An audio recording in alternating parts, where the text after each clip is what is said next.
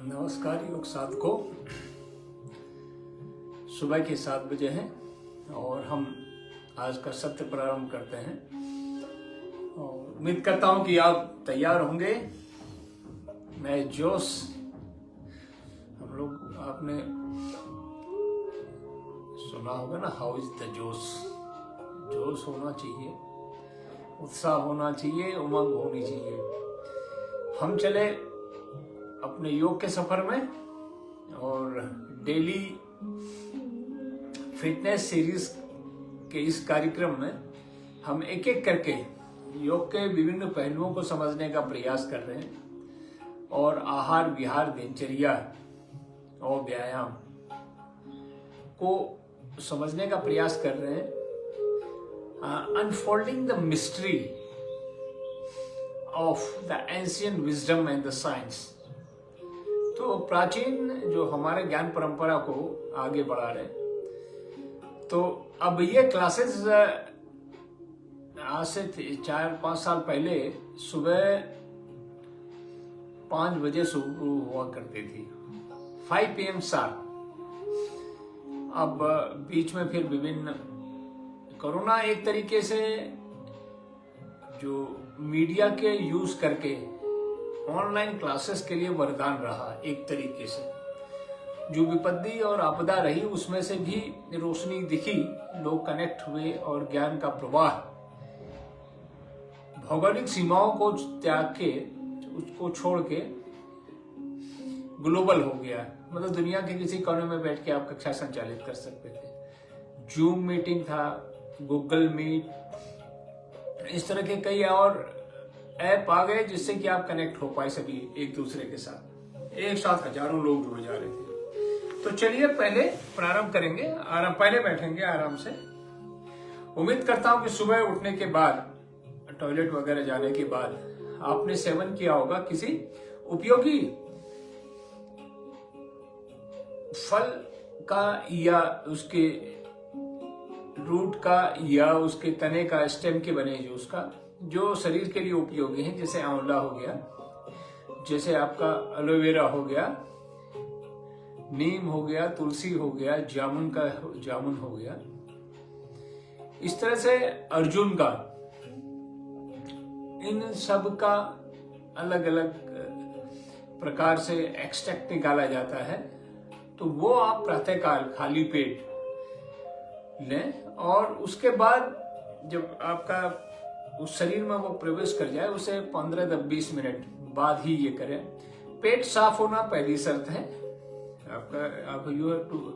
आपका बाथरूम में जाके, टॉयलेट में जाके पेट साफ करें। उसके बाद कोई भी खाने से शाम को करना है। आपका ऑफिस का भी टाइम नहीं है तो मैं फेसबुक में भी हूँ और healthy life wellness captain Rajendra Singh करके आप देखेंगे तो यूट्यूब चैनल भी है और उसमें बहुत सारी औषधियों के बारे में भी जानकारी कवर की जाती है। और उसके अलावा फेसबुक में योगा टीचर्स वाला भी है, पतंजलि योग समिति बेंगलुरु, ये तो अभी वाला जिसमें लाइव चल रहा वो है। इसी तरह से पतंजलि आरोग्य केंद्र एंड स्टोर, वादिया एंटरप्राइजेस करके एक जो मेरा स्टोर है उसका भी फेसबुक पेज है। उसके अलावा ग्रुप है Patanjali teachers training, yoga teachers training Bengaluru, ये करके भी एक टीचर्स, वो उसमें सारे टीचर्स हैं, तो ये सभी लोगों के लिए है। तो आप लोग उससे जुड़े, उससे लाभ उठाएं। और अगर ये वीडियो अच्छा लगता है तो इसको समझने का कोशिश करें, बार बार देखें उसको। इसका मैं डिस्क्रिप्शन बॉक्स में कई बार जो मैं बता रहा होता हूँ डिस्क्रिप्शन बॉक्स में, वो आपको समझ में नहीं आ रहा होता, कई बार जल्दी जल्दी से निकल जाता है, तो डिस्क्रिप्शन बॉक्स में मैं डिटेल में लिख देता हूँ स्टेप्स, सावधानियां। तो आपने क्या करना है, आराम से ये इसको समझना है, करना है। और ऐसी सुविधा कहाँ मिलेगी, ऐसी सुविधा कहाँ मिलेगी कि आप घर में बैठे हैं और अपने समय के अनुसार इसको कर रहे हैं। छूट भी जाए तो सेशन आपका लाइव इस पेज में भी है, यूट्यूब में भी है, तो इसका लाभ उठाएं।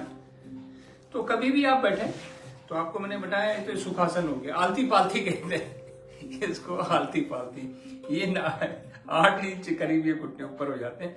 ये 90 डिग्री का जो एंगल बनता है वो नहीं बन पाता। फिर ये क्या है, ये आपका जो एंगल बनेगा, ये एंगल 90 डिग्री से कम हो जाता है। तो इस ये कोर वाले हिस्से में, इसके ऊपर जो है ग्रोइन वाले क्षेत्र में दबाव आता है, तो ये कपालभाति के लिए तो अनुपयुक्त रहता है ये।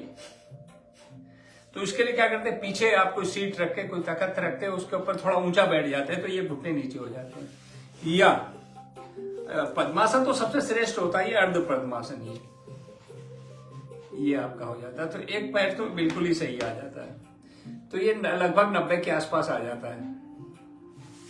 अब इसी में एक आता है स्वास्तिक आसन, ये जांघों और इसके उसके बीच में इसको ले लिया जाता है। ये आप इधर से ले लीजिए या इसके नीचे से डाल के इधर ले लें।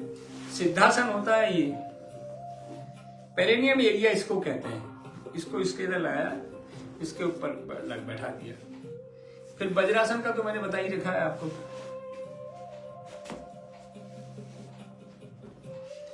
वज्रासन में तो 90 डिग्री का कोण बनेगा, इसमें स्ट्रोक भी बहुत अच्छा लगता है। इसमें जो आज का प्राणायाम बताने जा रहा हूं वो भी बहुत अच्छा होता है। तो वज्रासन हो गया। अब हर कोई इसमें बैठ नहीं पाता है ना, तो आप इसमें बैठ जाइए और इस सोफे में बैठ सकते हैं। और अगर है तो जो डाइनिंग टेबल की कुर्सियां होती हैं या स्टूल बिल्कुल फ्लैट होता है, उसके ऊपर बैठ जाए तो 90 डिग्री का एंगल बन जाता है। ये आपके पैरों वाला हो गया, यूं समझ लीजिए, ये आपका ये हो गया। और ये 90 डिग्री का एंगल बनना चाहिए कमर में और आपके जांघों के बीच में। तो ये इलाके में जो दबाव है, ये वाला जो दबाव है, ये कम हो जाता है। अब एब्डोमिनल ब्रीदिंग कर रहे हैं या कोई और एक्टिविटी कर रहे हैं, उसके लिए वो 90 डिग्री का एंगल इसलिए बोलते हैं कि ये दबाव पड़ता है तो ये बहुत भारी दबाव पड़ जाता है। लंग्स के ऊपर भी दबाव आ जाता है, लीवर के ऊपर, पैंक्रियास के ऊपर, किडनी के ऊपर भी दबाव आता है। तो ये श्वसन क्रिया में उतना सहायक नहीं होता, इसीलिए बोलते हैं कि इसको सीधा बैठो।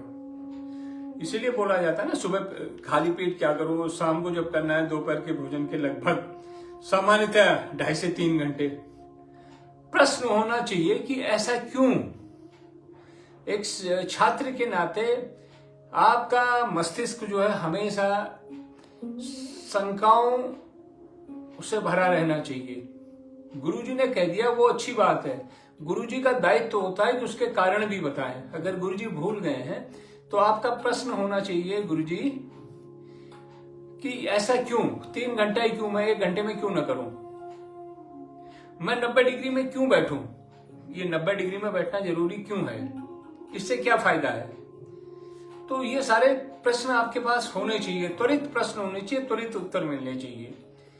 गुरु जो है इन शंका का और समाधान का एक महत्वपूर्ण बिंदु है।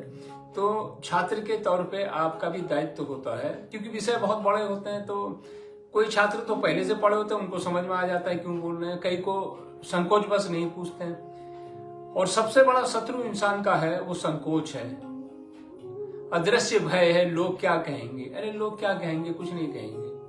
पहले जो लोग योग करते थे तो लोग उनका मजाक उड़ाया करते थे, तो क्या फर्क पड़ा, आज ये विश्व की सबसे बड़ी धरोहर बन के उभरा है ना, international yoga day 21 June every year. चलिए आते हैं अब, बखान हो गई योग की महिमा। तो ध्यान करें, शांत हो जाएं, लंबी चेहरा शांत मुस्कुराता हुआ, मेरुदंड सीधा। मैं भी सिद्धासन में बैठ जाता हूँ।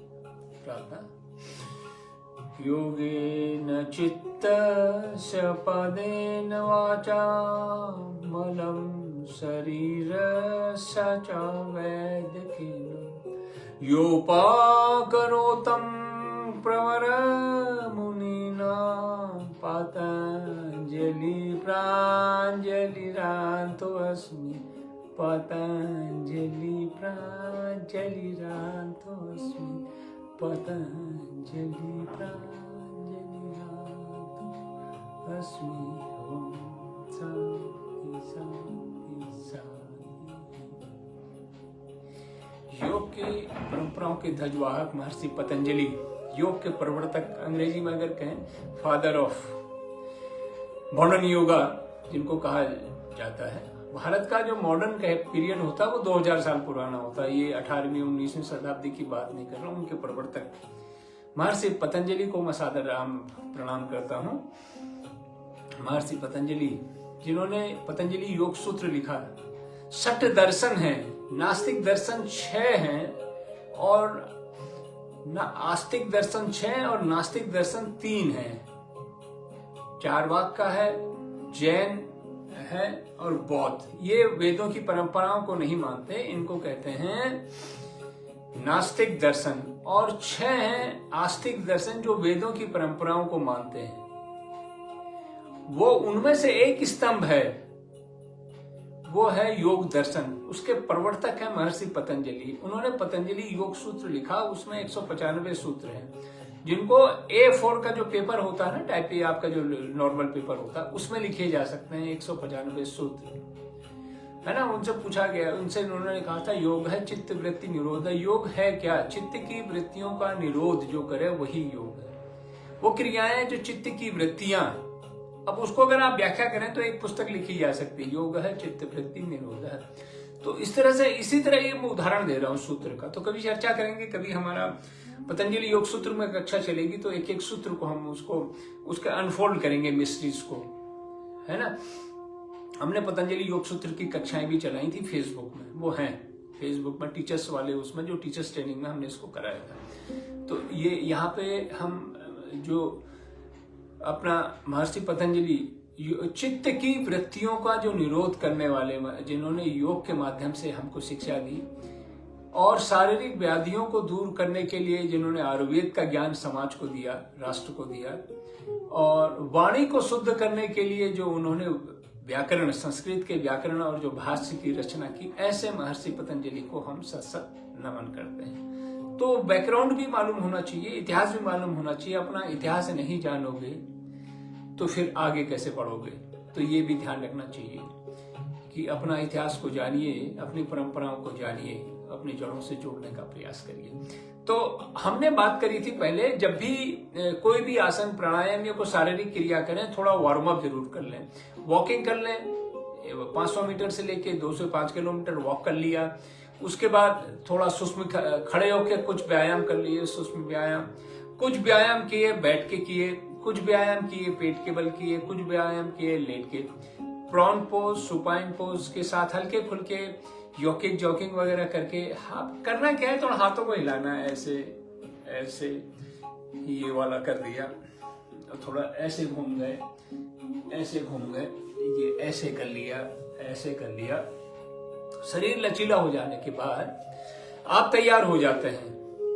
याद रखिए, फिर समझा रहा हूं, दाल बनाने के लिए, चावल बनाने के लिए, पूरी पकवान बनाने के लिए, सब्जी बनाने के लिए, आप नूडल बना रहे हैं, आप कुछ भी बना रहे हैं, तो उसके लिए क्या करते हैं, जिसमें ताप की जरूरत होती है, पहले स्टोव को जलाया, फिर उसमें बर्तन रखा, है ना, जो उपयुक्त बर्तन है, उसके बाद उसको गर्म किया, फिर उसके बाद उसमें तेल डाला, तो गरम स्टोव जलाने से लेके गरम करने तक को वार्म अप कहते हैं। अब आपकी प्रक्रिया कुकिंग की तब होगी जब आपने तेल डाला, उसमें छोंक लगाई, तेल डाला, छोंक लगाई।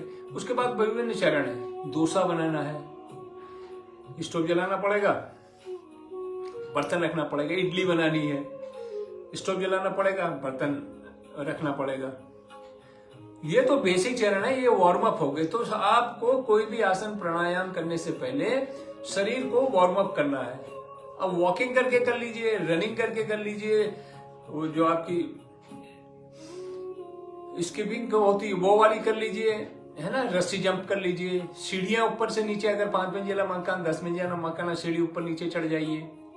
तो विभिन्न प्रकार की चीजें हैं। खड़े खड़े आप वॉकिंग कर लीजिए, खड़े खड़े रनिंग कर लीजिए, खड़े खड़े सूर्य नमस्कार कर लीजिए। तो ये सारी चीजें हैं। अगर कोई लटकने वाला है तो उसमें थोड़ा लटक लीजिए हल्के से, तो बॉडी तैयार हो जाती है। अब आप लंबे उसके लिए तैयार हो जाती है ना। ये छोटे छोटे जो टिप्स हैं इसको ध्यान रखिए। आहार विहार दिनचर्या का ध्यान रखते हुए हमने बात करी थी भ्रस्त्रिका प्राणायाम की। पहला प्राणायाम भ्रस्त्रिका, जिसमें निरापद सभी आयु वर्ग के लोग सभी उसको कर सकते हैं। करने के लिए लंबी गहरी सांस 3 सेकंड से 4 सेकंड के बीच में सांसें ली और बिना रोके सांसों को छोड़ा। कोई जोर नहीं लगेगा, स्वतः यांत्रिक तरीके से आराम से, मतलब कोई जोर नहीं कि प्रयास नहीं, आराम से करें। बैठने में दिक्कत होती है तो ऊपर बैठ सकते हैं और नीचे पीछे स्टूल लगा के बैठ सकते हैं। सुखासन, सिद्धासन, पद्मासन, वज्रासन, किसी में भी, स्वास्तिकासन किसी में बैठ सकते हैं। मन को शांत होके भ्रस्त्रिका।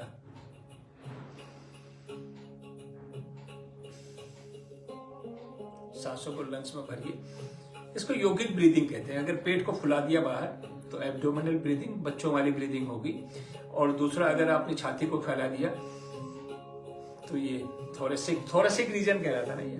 फिर ये क्लेविकुलर ये एरिया, ये कॉलर बोन वाला जी, जो दमे के बीमारी होते हैं, जिनको लंग्स की प्रॉब्लम होती है। कोरोना में आपने बहुत सारे देखा कि वो फोर्सफुली ब्रीथ करते हैं। तो इन सबका मिश्रित रूप होता है योगिक ब्रीथिंग। हर चीज धीरे धीरे बाहर आती है और धीरे धीरे वापस जाती है। ये हो गया भ्रस्त्रिका।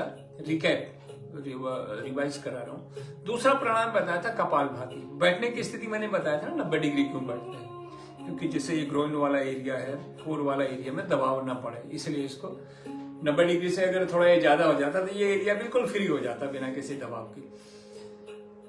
तो दूसरा बताया था कपालभाति में स्ट्रोक लगाते हैं।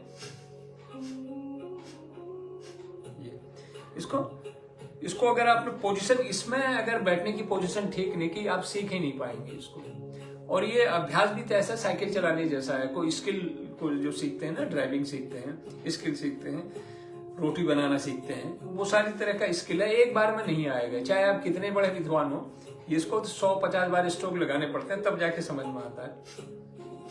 कठिन कुछ नहीं है, आनंददायक है। इसको साथ में मैंने बताया था कि कौन किस को सावधानी रखनी है। किसी भी आसन प्राणायाम के लिए सावधानी किसकी रखनी। हार्ट से रिलेटेड इश्यूज हैं, हाइपरटेंशन है, बीपी बहुत बड़ा रहता है, हाइपर एसिडिटी है, जिनकी नाभि खसक के ऊपर आ जाती है, ब्लोटिंग होती है, बहुत सारी चीजें समस्याएं रहती हैं। पित्त प्रवृत्ति वाले व्यक्ति हैं, ऑपरेशन हो रखे हैं, माँ बहनें जिनको या तो गर्भावस्था में है बेटियां या पीरियड चल रहे हैं, सावधानी रखने की जरूरत है। उसमें निर्देश जरूर पढ़ रहे हैं। अगर आपका शरीर थोड़ा सा अन्य किसी प्रकार के रोगों से ग्रस्त है तो सलाह जरूर ले लें चिकित्सक की। चिकित्सक जब मैं कहता हूं तो मैं उसमें बाध्यता नहीं हूं कि आयुर्वेद का हो, एलोपैथ का हो, कि जो ज्ञान के एनाटॉमी की अध्ययन जिन्होंने 5 साल 6 साल पढ़ा हुआ, किसी भी फील्ड के डॉक्टर हो, वो सारों के आपके लिए पूजनीय है, वंदनीय है। उनके ज्ञान को आप सम्मान करें, आप उसको छोटा न करें कि वो एलोपैथ है, होम्योपैथ है, आयुर्वेद है, सभी ज्ञानी हैं। उन सबसे सलाह, उनकी सलाह। अपनी बातों को सिद्ध करने के लिए दूसरों को छोटा करने की आवश्यकता नहीं है। जिनके पास सूर्य है, वो चाहे भारत में चमके, चाहे वो चाइना में चमके, चाहे वो किसी भी देश में, समुद्री है, तो ज्ञान का प्रभाव जिनके पास है उनसे आप सलाह लेके ही करें। अब हम आते हैं आज इसी प्राणायामों की श्रृंखला को आगे बढ़ाते हुए।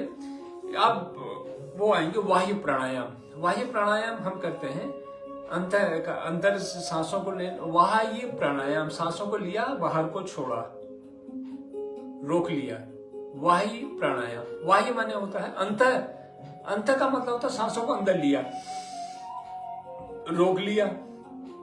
वायु का मतलब होता है सांसों को बाहर छोड़ा, रोक लिया। बाहर रोक के प्राणों का आयाम देना, मतलब सांसों के ऊपर कार्य करना। सांसों को अंदर रोक के करना, रोक लिया, फिर आप जो भी क्रिया कर रहे हैं। तो इन दोनों में फर्क समझिए। वायु का मतलब होता है बाहर, एक्सटर्नल। हमने तो करना है एक्सटर्नल वाला, और उसी का विपरीत होता है अंतर, जो सांसों को अंदर लेके रोका जाता है। तो काफी अभ्यास होने के बाद सांसों को रोकने की जो है, जब थोड़ा योगी आसन में सिद्ध हो जाता है, भ्रस्तिका अच्छा कर लेता है, कपालभाति अच्छे से सीख जाता है, फिर आते हैं इस प्राणायाम के ऊपर।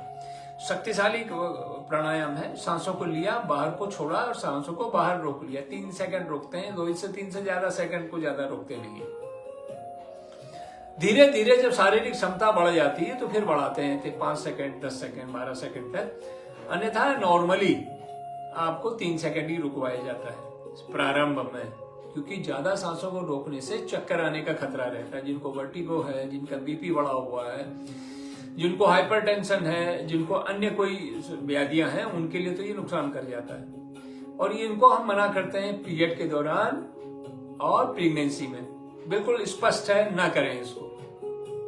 मैं वैसे ही big no during the pregnancy. जब 20 प्रकार के प्राणायाम है, एक प्राणायाम के पीछे क्यों पड़ना है? 20 से ज्यादा प्रकार के प्राणायाम है, और आप बोलेंगे नहीं मैं तो यही करूंगा। क्यों करना? क्योंकि मना किया हुआ है।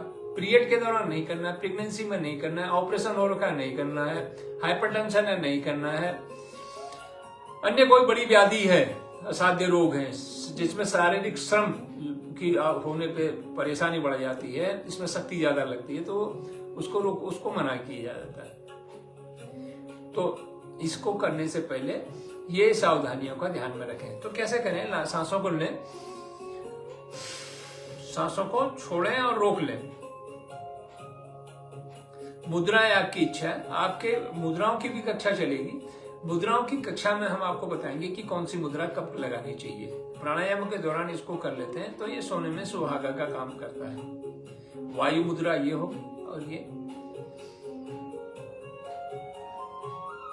ज्ञान मुद्रा, ध्यान मुद्रा।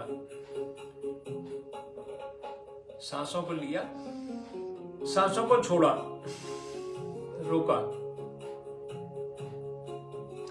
लंबा गहरा सांस, सांसों को छोड़ा धीरे धीरे।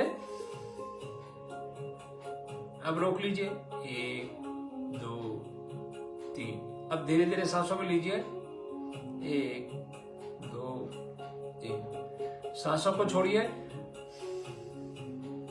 1 2 3। सांसों को रोकिए, 1 2 3। सांसों को लेना है 3 सेकंड, सांसों को छोड़ना है 3 सेकंड, सांसों को रोकना है 3 सेकंड। तो जब सांसों को बाहर रोका जाता है उसी को कहते हैं वायु प्राणायाम। सांसों को लिया 3 गिनती तक, सांसों को छोड़ा 3 गिनती तक, और सांसों को रोका 3 गिनती तक। तो इस तरीके से एक चक्र बनता है। तो ये वायु प्राणायाम कितनी देर करना चाहिए? ये आप कर लीजिए 3 सेकंड से लेना, 3 सेकंड छोड़ना और 3 सेकंड रोकना। तो 9 मिनट 10 हो ही गए। तो अब आपका लगा लीजिए कि लगभग 7 चक्र हो जाते हैं 1 मिनट में। अब 5 मिनट कर लेते हैं तो अब आप लगा लीजिए कि आपका 5 7 5 35 चक्र हो गए इसके, 35 राउंड। तो 5 मिनट कर लीजिए इसको। शुरू में 1 मिनट करिए, शुरू में 1 मिनट, फिर बढ़ाइए 2 मिनट, फिर बढ़ाइए 3 मिनट, फिर बढ़ाइए 4 मिनट, 5 मिनट। सांसों को लेना, सांसों को छोड़ना, सांसों को रोकना। तो ये आप 5 मिनट कर सकते हैं। प्रारंभ कहां से करेंगे? 1 मिनट से। सांसों को लिया, सांसों को छोड़ा, सांसों को रोका। अब इससे लाभ क्या होगा? आपकी लंग्स की कैपेसिटी बढ़ेगी, मन शांत एकाग्रचित्त होगा, शरीर में ऊर्जा का संचार होगा, जो वाइटल ऑर्गन्स है पूरा सांसों को लेना, आपका थोरेसिक रीजन का एक्सपेंशन होता है, छाती की मांसपेशियां ये मजबूत होती हैं, एब्डोमिनल एरिया सांस जब ले रहे हैं, ये यहाँ की जो मसल्स हैं एब्डोमिनल मसल्स, इनको मजबूती मिलती है, एकाग्रता बढ़ती है, मन शांत होता है और आपकी आध्यात्मिक ऊर्जा का विकास होता है। और जब आप इसको एकाग्र चित्त होकर करते हैं, आप अपने में ही खो जाते हैं।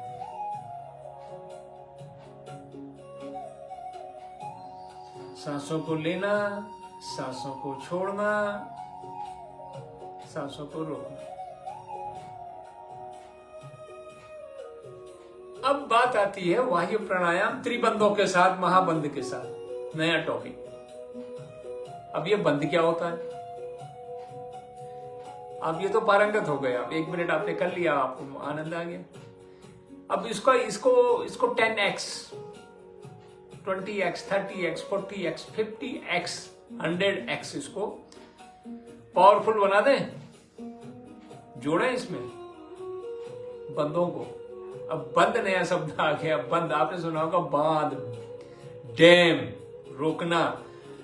नदी के ऊपर, स्ट्रीम के ऊपर पानी जो प्रवाह होता है नदी का, उसको रोक के, प्राकृतिक रूप से भी रुक जाती है, कई बार चट्टानें गिर जाती है तो बंद जैसा बन जाता है, कई बार उसमें अर्थ फिलिंग करके उसमें रॉक्स वगैरह भर के भी रोका जाता है। जब पानी का तल कम होता है, बिल्कुल कम होता है, तो उस टाइम बांध बनाना शुरू करते हैं। बाद में उसको माता टीला डैम, हम लोग थे तो झांसी के पास, बगीना के पास, वहां पे भी था, है ना, वो वाला। और दूसरा होता है कंक्रीट का डैम, जो आजकल जो मॉडर्न बड़े बड़े भाखड़ा नांगल बांध वगैरह सुना होगा, हीराकुंड बांध, तो वो बांध को, तो बांध रोकना होता है, किसी प्रवाह को रोकने को बंद कहते हैं। तो अब यहाँ पे सांसों में कहा नदी कहाँ से आ गई, इसमें झरना, तालाब, ये सब कहाँ से आ गए? आपका सांसों का प्रवाह,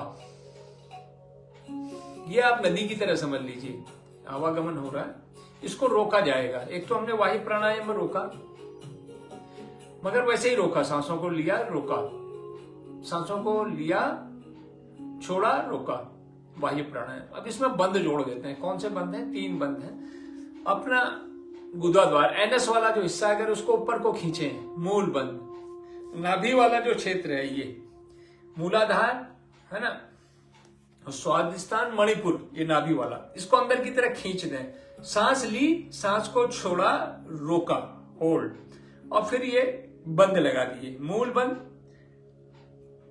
उड़ियान बंद, जलंधर, जलंधर पंजाब का एक शहर, पटियाला, अमृतसर, बठिंडा और जलंधर, तो वो जलंधर है, ये जालंधर है ना, ये जालंधर बंद, ये नाम के लिए जोड़ रहा हूं, उससे कोई संबंध नहीं है शहर से।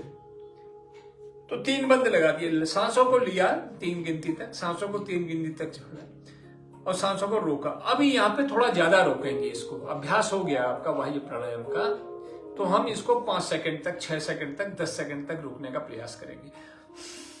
लिया, छोड़ा, रोका। नाभि से नीचे वाला हिस्सा आपका मूलाधार, जो गुदाधार को संकुचन किया, जो नीचे वाले जो एरिया है, पेरिनियम क्षेत्र वाला जो है, उसको ऊपर खींचा। नाभि वाले क्षेत्र को, इसको अंदर को ले गए और थोड़ी को यहां लगा दिया, रोक लिया। कितनी देर रोका? 1, 2, अभी 3 तक ही करिए और धीरे धीरे सांसों को लीजिए। अभी आप पहले इसको अनलॉक करें, थोड़ी को खोला, ये, फिर धीरे धीरे इसको खोला, उड़ियान बंद, मूल बंद। क्रिया को पुनः आप दोहराएं, सांसों को लें धीरे धीरे, कोई जल्दी नहीं, स्वतः ही। सांसों को छोड़ा, रोका, मूल बंद, गुदाधार का संकुचन किया, ऊपर की तरफ खींचा, शक्ति का ऊर्ध्व आरोहण किया, इसको उड़ियान बंद को यहां पे, ये यहां पे रोका, 1, 2, 3, अभी 3 ही गिनती तक करेंगे। फिर इसको खोलेंगे, सांसों को लेते हुए इसको खोलेंगे, धीरे धीरे सांसों को लिया, फिर इसको रिलीज किया, फिर गुदादार को ढीला छोड़ा, है ना। तो नीचे वाले हिस्से को तो इस तरह से करेंगे। तो अब आप पूछेंगे आपने ये बंद तो बताया, नदी का संबंध क्या है इसके साथ, बाद का क्या संबंध है? जो प्रवाह है, जो शक्ति का आरोहण ऊपर नीचे से ऊर्ध्व आरोहण होता है ना, आपका कुंडली जागरण वाली बात होती है। नीचे से अगर आप कैंडल को जलाएं या किसी आग को जलाएं तो ऊपर को उष्मा ऊपर को जाती है, धुआं ऊपर को आपको दिखता होगा। धुआं तो क्या, जो गर्मी उत्पन्न हो जाती है और उसके बाद वो ऊपर की तरफ उठना शुरू कर देती है।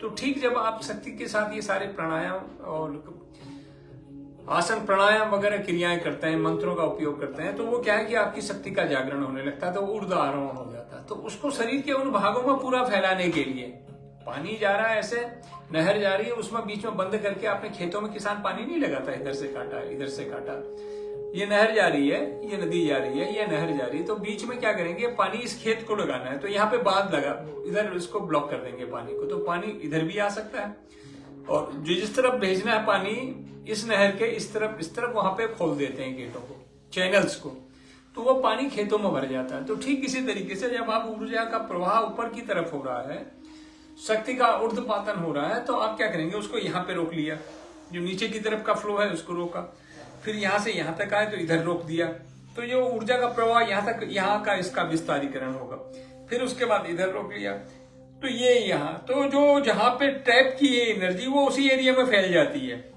अब ये नहर जा रही है, अगर उसको टैप नहीं किया तो पानी तो चलता चला जाएगा, नहर नदी का पानी चलता चला जाएगा। हिमालय से प्रारंभ हुआ सीधे अरब सागर या बंगाल की खाड़ी तरफ चल देगा। बंगाल की खाड़ी में गंगा कहां से चली और कहां पे चली गई, कहां हिमालय से हुआ था भागीरथी, और ये अलकनंदा और ये सबसे होते होते होते यूपी बिहार बंगाल से होते हुए वो बंगाल की खाड़ी में मिल जाती है। तो उसको बीच में अगर पानी को टैपिंग नहीं किया तो वो तो पानी सीधा चला जाएगा। हिमालय के पर्वतों से उत्पन्न जो जल की बूंदों के द्वारा वर्षा में जो पानी उत्पन्न हो रहा है वो सीधा सीधा सीधा समुद्र में मिल जाएगा। तो इसी तरह जो शक्ति का यहां से प्रारंभ हुआ और यहां तक जा रहा है शीर्ष तक, उसके प्रभाव को पूरे शरीर में, पूरे जो असंख्य न्यूरो सिस्टम है, आपका नर्वस सिस्टम है, जो बहुत सारी तंत्रिकाएं हैं, बहुत सारी कोशिकाएं हैं, उन तक को पहुंचाने का प्रयास हम करते हैं बंधों के द्वारा। तो त्रिबंधों के द्वारा जब आप इसको करते हैं तो शरीर में पूरे रोम रोम में, कण कण में ऊर्जा व्याप्त हो जाती है, आपका शक्ति का संचार होने लगता है। तो इसको कहते हैं बाह्य प्राणायाम त्रिबंधों के साथ। पहला बंध मूलाधार चक्र के पास, मूल बंध नाभि मणिपुर चक्र के पास, उडियान बंध ये ठोड़ी के पास, ये आप इसको लगा लेते हैं, है ना।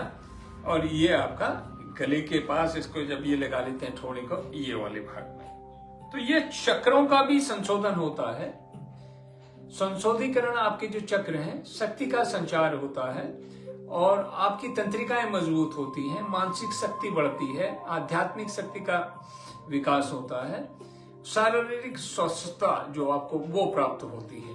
आपका अपने शरीर के ऊपर, अपने सिस्टम के ऊपर, आपके सब सिस्टम के ऊपर नियंत्रण स्थापित हो जाता है। तो पूरे शरीर रूपी भवन में एक एक, आप जो कहते हैं ना, कभी आप वो दीपावली के टाइम पे घर की साफ सफाई पुताई वगैरह कराते हैं, पेंटिंग कराते हैं, तो ठीक इसी तरीके से जब आप वायु प्राणायाम के साथ अपने शरीर को ले जाते हैं और त्रिबंधों का भी प्रयोग कर लेते हैं, सीढ़ी हो गई एक तरीके से। अब आप जब ग्राउंड फ्लोर और टॉप फ्लोर, तो बीच में लिफ्ट भी तो है, सीढ़ियां भी हैं, तो ठीक इसी तरीके से उनका उपयोग ये सीढ़ियों की तरह से बंद का उपयोग करके अब आप क्या करें, वायु प्राणायाम के द्वारा ऊर्जा का प्रवाह ऊपर से नीचे, नीचे फ्री फ्लो, है ना। आप चाय पत्ती है, छलनी में छानते हैं, छानते छानते उसमें चाय पत्ती भर गई, मलाई भर गई, तो वो छलना ही बंद हो जाता है। तो हम क्या करते हैं, उसको साफ करते हैं, उसमें चम्मच डाल के हिलाते हैं उसको, तो प्रभाव हो जाता है। और कपाल भाती में तो उसको क्या करते हैं, छलनी को ही ऐसे पटक देते हैं उल्टा, तो सफाई हो जाती है। तो ये सारी चीजें प्रक्रिया के शरीर की क्लींजिंग का तरीका है। शारीरिक तौर पे भी क्लींजिंग है, मानसिक तौर पे भी क्लींजिंग है, आध्यात्मिक तौर पे भी क्लींजिंग है, बौद्धिक तौर पे भी क्लींजिंग है। तो बाह्य प्राणायाम किया, रिकैप आपको बता रहा हूँ। सुखासन, सिद्धासन, पद्मासन, वज्रासन में किसी में बैठे, कुर्सी में बैठ जाए, कुर्सी आसन लगा के मेरुदंड को सीधा रखा, हाथों को इस तरह से रखा, मुस्कुराता चेहरा, सांसों को लिया 3 गिनती तक सांसों को छोड़ा, सांसों को रोक लिया, बाह्य प्राणायाम। फिर पुनः ये क्रिया को आपने 10 बार, 15 बार, 20 बार किया। जब इसमें पारंगत हो गए तो फिर किया 3 बंदों का उपयोग। सांसों को लिया, सांसों को छोड़ा और सांसों को रोका। रोकने के बाद मूल बंद, उड्डयन बंद, जालंधर बंद। रिपीट कर रहा हूं। गुदाद्वार को जब ऊपर को संकुचित करते हैं, अंडकोश को अंदर की तरफ खींचा तो वो तो लग गया मूल बंद। और उसके बाद नाभि वाले क्षेत्र को ये अंदर की तरफ ले, इसको खींचिए अंदर की तरफ, जाने दीजिए। और अगर आप यूं करके बैठे हैं ये वाले, इसमें तो बनेगा नहीं बात। इसके लिए आपको इसके नीचे पीछे कोई मैट रखनी पड़ेगी या फिर आपको आसन बदली करना पड़ेगा, तब ये अच्छे से लगता है।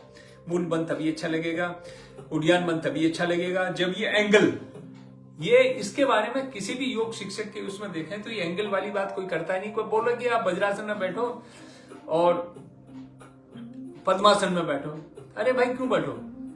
आपको जस्टिफाई करना चाहिए और आपको पूछना चाहिए क्यों बैठे उसमें। तो सहजता के साथ पूछे, गुरुजी बताइए हम ये इसमें क्यों बैठे हैं? तो अब उसके बाद बैठने के बाद तो आप कीजिए, इसको थोड़ी को यहाँ लगा लीजिए। आपका यहाँ पे जब आप दबाव डालते हैं तो आपका इसका भी व्यायाम हो रहा है। आपके जितने भी मसल्स हैं वो टोन अप हो रही है, स्ट्रेच हो रही है, ढीली हो रही है, खुला छोड़ रहे हैं, क्लोज कर रहे हैं, खुला छोड़ रहे हैं। तो शरीर का 360 डिग्री में 180 से लेके 360 डिग्री में आप व्यायाम करा देते हैं, वो भी श्वासों के साथ। तो श्वासों के साथ तो हो गया प्राणायाम, मसल्स और वो आपका स्केलेटन सिस्टम जो है उसके साथ हो गया आपका वो जो सारे वाइटल ऑर्गन्स 10 बड़े सिस्टम है, सारे को एक साथ प्रभावित कर देता है बाह्य प्राणायाम त्रिबंधों के साथ। और उम्मीद है कि आपको जो मेरी वाणी में जो बातें कही गई हैं वो समझ में आई होंगी। कोशिश की है कि मैं अपने ज्ञान को, जो पिछले 25 सालों का ज्ञान है, आपको किसी न किसी रूप में समझाने का प्रयास करूं, कठिन विधा को सरलता के साथ आप तक पहुंचाने का प्रयास करूं।